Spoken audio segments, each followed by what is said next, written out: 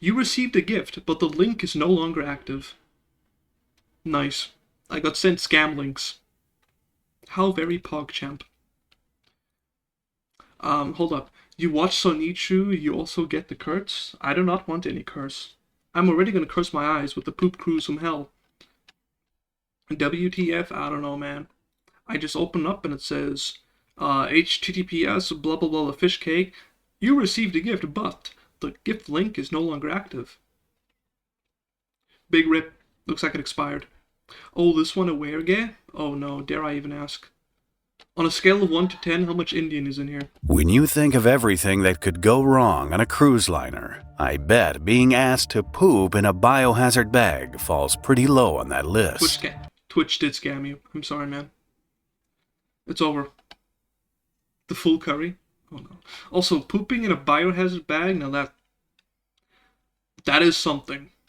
But for more than 3,000 passengers aboard the Carnival Triumph, that became a daily reality. Feces-covered walls, food fights, and a sprawling tent city on the decks earned the cruise its infamous name, the Poop Cruise from Hell. So the whole ship was the poop deck. Nice. The Triumph, billed as the pride of the Carnival Group, is the length of 3 football fields. What's that in real measurements? Boasts 13 decks with 4 swimming pools, 7 whirlpools. Watch the internet to start measure this instead. I've already gotten like 37 seconds in. It's too late now. I'll watch it in my own time though. And a massive casino floor. On board Carnival's fun ship, expectations were high. Sadly, this ill-fated trip would make memories for very different reasons. Ooh. The Triumph set sail from Galveston, Texas for the Gulf of Mexico on Thursday, February It's the Gulf of America now. 7th, 2013, for what was thought to be a 4-day cruise. Also, why does the boat have an airplane wing on it? What's up with that? Yep, America. Initially, it was all plain sailing, with late-night parties, onboard entertainment, great weather, and mouth-watering buffets for the guests. The highlight of the cruise was set to be a stop in Cozumel, Mexico. Here, passengers could disembark, frolic in azure waters, shop to their heart's delight, and return for a night of festive onboard sounds activities. pretty good so far. In reality, after You know, I've actually never been on a boat, because I get motion sickness. Like, I can't even be in a car for like more than half an hour before it gets really bad. That's why I've never traveled basically anywhere. No, sir. I don't like to travel. I'm also deathly scared of heights. Up and down. Like, if I'm next to a tall building, I freak out. You'll never catch me dead in a plane. departing Cozumel for the return trip to Galveston, the cruise took a turn for the worse. It took a turd for the worst. He's never getting out of his head, don't worry. They will develop teleporters. Soon. TM. In the early hours of Sunday, February 10th, a fire alarm echoed through the ship, with the Alpha Team call booming over the PA system shortly after 5:28 a.m. The Alpha Team announcement, the code used for a fire emergency aboard Carnival vessels, left many holiday makers. Let me guess. They called the fire team because someone had explosive diarrhea. With flames. Panicked. Guests on the first and second decks opened their doors to find smoke-filled hallways. Chaos broke out. Damn! Someone was huffing some of those both holes blasts from Schedule 1. If there's smoke coming out of your behind, then you got a problem. With passengers scrambling for life jackets and frantically searching for friends and loved ones. On the top deck, black smoke was billowing from the smokestack. The Alpha Team alert led to panic among passengers, with some heading to evacuation stations once they heard no further information or instructions. Weird. While the announcements called for calm, guests were left in the dark about the extent of the fire. Folks, there's no need to be at muster stations. We do ask at this time that you do proceed back British accent. Oh, so this is why it all went wrong. to your staterooms, back to your cabins. As I say, there is a situation in the engine control room in the engine room, but it is under control. So we do ask that you please make your way back to your cabins at this time. There's no need to be waiting in the muster stations. Thank you. Soon after the initial announcement, the ship's lights I would not have gone back. I would have sat there until the boat sank. I'm like, you ain't moving me. flickered before it lost all power except for the emergency lights. The blaze, which was contained in It was, in fact, not under control. Who could have guessed? Never trust a British woman. the engine room through an automatic fire suppression system, I remember seeing something like this, like just this level of fire damage. Like, I walked past Habibi's barbershop the other day, and the entire place was burned down. And the scary thing is, he lived there with his family. And as far as I'm aware, nobody knows if he made it out or not. So there's a good chance that I might need to look for a new barber. F in the chat for Barber Chan. But still, man, the place was just black with soot. Actual rip. I was like, yeah, we're gonna get a haircut this weekend. And I walked past there and said, just poof. Burned to crisp. was reportedly quelled by 6:08 a.m. Unfortunately, the fire had knocked out most of the ship's power and disabled the propulsion system, leaving the 3,143 passengers and close to 1,100 staff stranded in the Gulf of Mexico. Time to start swimming. We're gonna play the Hunger Games, boys. Not even Hunger Games. We're gonna play the Beast Games. If you can make it to shore, you gotta live. That's the prize. But there was a plan. 2 tugboats set course for the stricken vessel to tow it to the nearest port of Progreso, Mexico. Passengers breathed a sigh of relief and started taking off their life vests. Docking by Tuesday, they were told. Little did they know, I'd keep it on at all times. You never know. I'm way too paranoid for this type of stuff. another 4 days would pass before anyone set foot on land again. By mid-morning on Sunday, passengers realized it wasn't just the propulsion system that died. The air conditioning, running water, elevators, and, worst of all, the septic system had also failed. That's when the cruise director delivered a message that left passengers horrified. We're going to deliver some red bags to your cabins, to the bathrooms if you can. If you need to do a number 2, you need to poop, please do it in the red bag and drop it off in the bins, in the corridors. And if you need to do a number 1, that's a wee, please do it in the shower. Thank you, folks, and I'll be back with any more updated info. I would not want to be on this cruise, man. This is diabolical. I'd want a refund for that whole trip. This announcement came when toilets were already clogged due to lack of flushing facilities in the private cabins and public restrooms. The now infamous red poop bags were just too much to bear for many passengers. People were using the restroom in little red plastic bags and throwing them out into the hallway. We were in shock. We were like, I'm not using a red bag. The thing is you just don't eat. The Triumph stabilizers also took a hit from the fire, causing the vessel to list heavily. Passengers reported clutching walls to keep their balance. But worst of all, toilets overflowed and spilled into halls, seeping through walls to floors each time the ship tilted with the wind. Before long, images emerged of sewage-sodden carpets, bins lined with red bags, and in some cases, erupting toilets. Oh man, that's just like the cherry on top of this iceberg right there. Can you imagine? Be like, yeah, busy chilling, this crew's not going too well, busy playing Clash Games on your phone, suddenly poop spraying all out of your toilet because it exploded? Would not be my day. Depending on where the drains in the bathroom were, water and fecal matter came back up, pooling in there and overflowing into the cabins. With temperatures soaring and the foul stench of human waste permeating the cabin decks, many guests dragged their mattresses to outside deck. This is so dry and monotone, and sort of it is at least funny. I've already started watching this. It's rude to put on someone's vid on live stream and then be like, nope, I'm out. I will watch Internet Historians 1 in my own time. To escape the odors and sweltering heat. The news outlets were quick to react, sending helicopters out to the crippled ship. Soon, images of what would become known as Tent City. So is Malto, he's still here. Guys, aren't you thankful that the invention of smell-o-vision was never mainstream? Can you imagine watching this documentary and you can smell everything? Oh man. Woo. Diabolical. It would tank some streamers' careers, that's for sure. Imagine if some streamer went live and you could smell their entire room. It would end some careers for sure. Flooded news Imagine being able to smell Asmongold's rat alarm. Ooh, I shudder at the thought. channels as passengers started using bed sheets, towels, and rope to construct makeshift accommodations on the Smell-o-vision India? Oh man, don't even get me started. I think I just lost all appetite for dinner and it ain't even 2 o'clock. tanning deck. In a bold attempt to quell the passengers' mounting frustrations, Carnival decided to host an open bar, offering free beer and wine after the fire.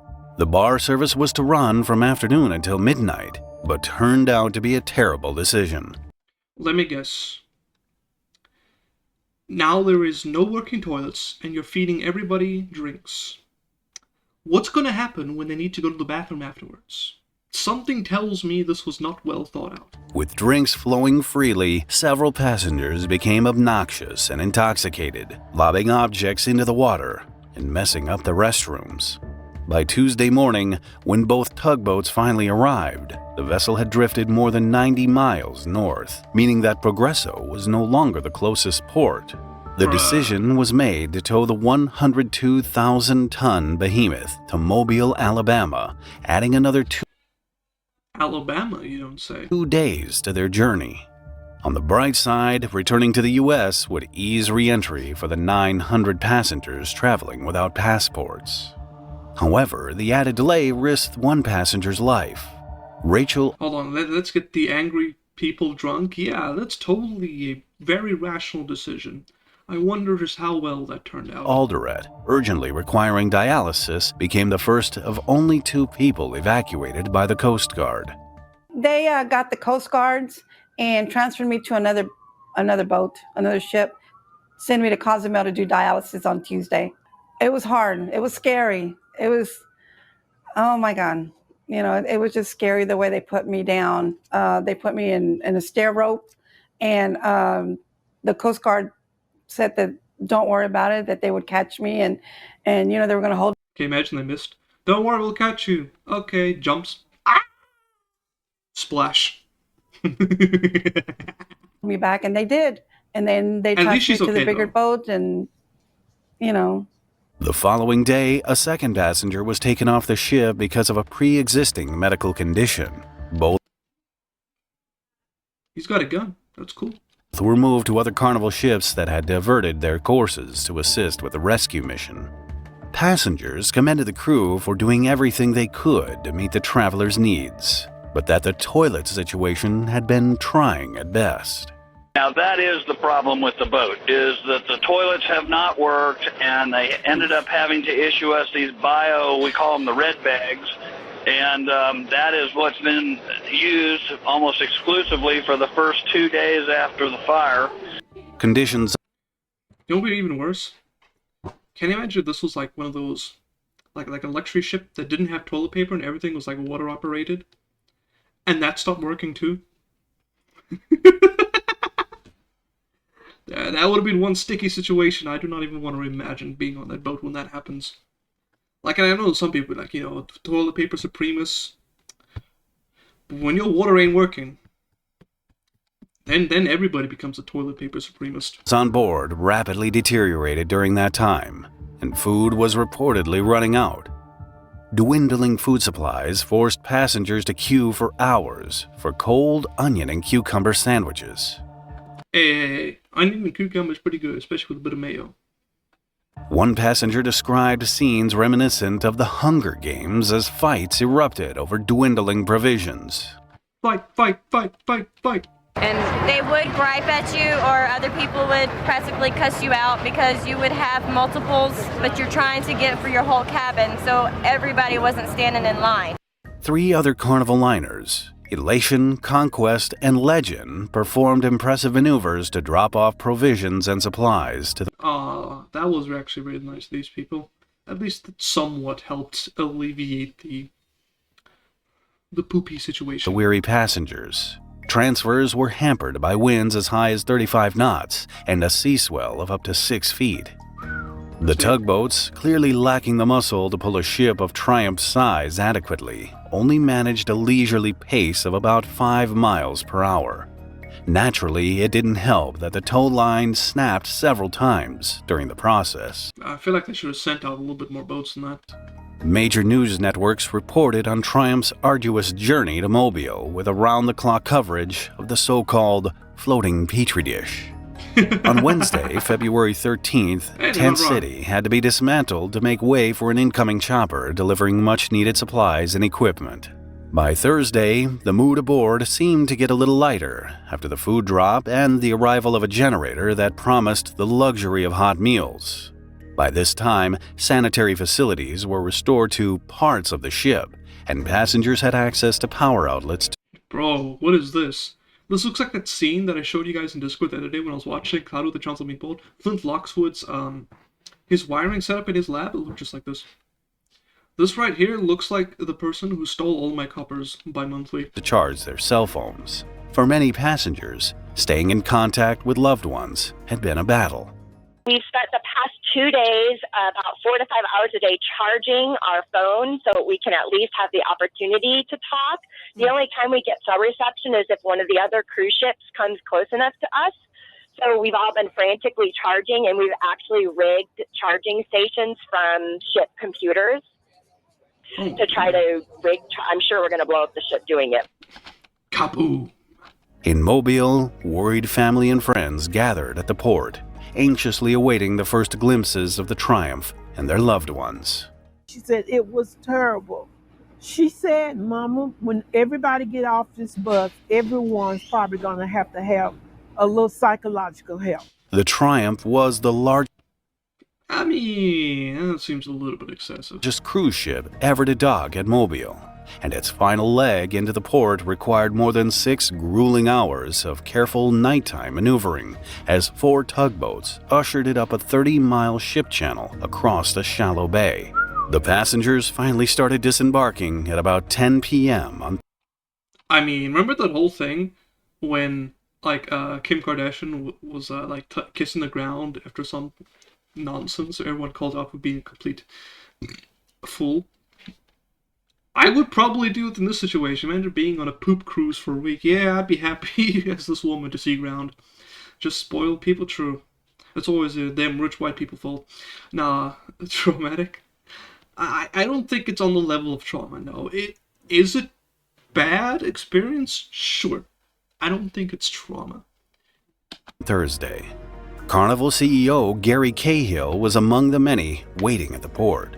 He thanked the crew on board the vessel for their tireless efforts to keep the passengers comfortable and apologized to everyone for the situation. Should have given out free tickets. And I'd like to reiterate the apology I made earlier.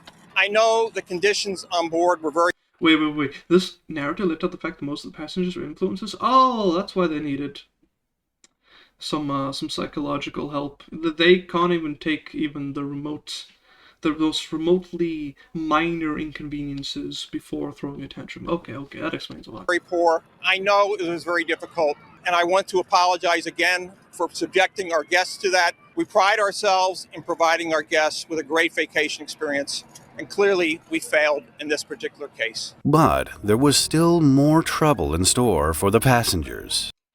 How? They're getting off. How on earth is there more? In the Carnival ticket's small print, the cruise line added a protection clause. If the performance of the proposed voyage is hindered or prevented by breakdown of the vessel, Carnival may cancel the proposed voyage without liability to refund passage money or fares paid in advance. Despite this, each passenger received $500, a free flight home, a full refund for their trip, and reimbursed most expenses on board, as well as a full credit for another cruise. Okay, it's actually good they did that. The fine print class. Yeah, it always. The fine print exists just to screw people over. Everybody knows this. This didn't stop passengers from filing a slew of lawsuits within hours of reaching land. However, their chances of claiming compensation were slim to none unless they suffered a personal injury. Carnival ended up awarding $118,500 in damages to 27 passengers for doctors and hospital costs related to the ill-fated cruise. But the ship's woes continued. While it was moored for repairs in Mobile, the vessel broke free, drifting across the Mobile River and colliding with a tethered dredge. How do you even let that happen? Surely. That just sounds like either incompetence or just a massive oversight. A responding towboat became pinned between the cruise ship and the dredge. Tragically, one person died and another was injured. As for the fire's cause, Carnival asserted that a fuel leak in the engine room sparked the blaze, but many feel that negligence was the real cause of the blaze. Seems to be a common theme here. In just 2 years, the group reported 9 incidents involving fuel leaks linked to flexible fuel lines. In January 2013, Carnival gave ships 2 months to install spray shields for all diesel engines using flexible lines. However, the Triumph failed to shield a hose that wound up causing the infamous poop cruise in February. Of course, incompetence at its finest. It was found that the fuel hose that caused the fire was located underneath the deck plates, which they believed would be sufficient to provide a shield. Of course, it turned out not to be sufficient, as the engine room fire broke out as a direct result of the unshielded fuel line. In addition to fixing the fire damage, Carnival added new technical features to prevent a sequel. They spent $115 million on cleaning, repairing, and upgrading the ship before I actually wonder if the ship is still operational today. I doubt it, but maybe. it resumed service 4 months later. In 2019, after another $200 million overhaul, the ship was renamed Sunrise and continues to offer passengers everything you could ever need on a cruising holiday. Fingers crossed. Oh, okay, so it still operates and it's fine, okay. Red biohazard bags and onboard activities like Survivor or Hunger Games are not on the list of fun activities offered. Watch this episode next. If you found this video interesting, please add a like and leave a comment if you want to support the channel. Look at me like, sure. I think we can all agree that we would not want to be on that boat. The poop cruise from hell. Oh man, I don't think I've ever been on vacation anywhere. Like, I've taken holidays, suppose you could say. I didn't really go anywhere, you know, been to a couple cities, but that's about it. I hate traveling. Like, if I go anywhere by car, I have to wake up at 5 a.m. and I'm there by 8 a.m. I hate travel. Despise it even. But yeah, big clappies, big clappies, big clappies.